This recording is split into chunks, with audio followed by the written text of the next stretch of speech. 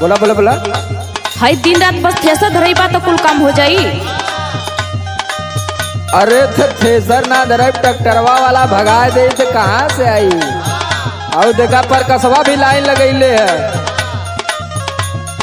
रात भर सैया हमार बढ़े टेम्परेचर। अरे गर्मी होई।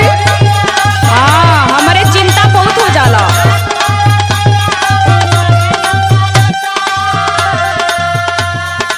कूलर में रहा, कूलर में। रात भर सैया हमार बढ़े टेम्परेचर। तू धरावेला थ्रेसर, तू धरावेला थ्रेसर।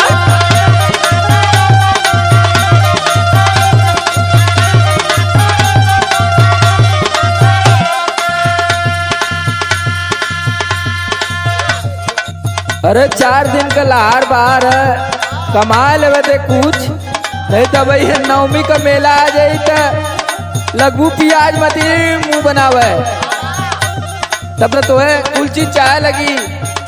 दुनिया भर का टिम्मा पलले ही। सुन सुनावा। कैसे छनी पूरी रोज रोटियां बेलाई।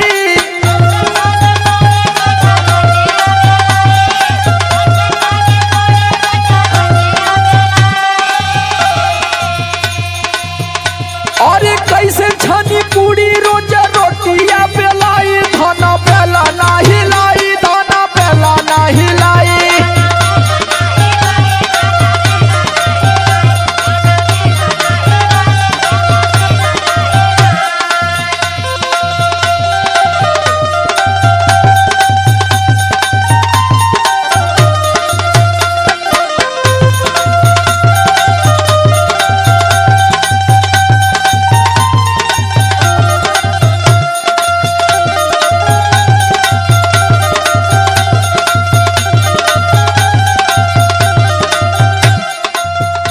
अरे वो तो ठीक है बा, हमहू जाना तानी कि कमैबा ना तो का खायल जाई, लेकिन तनी घरों रहल जरूरी समझा।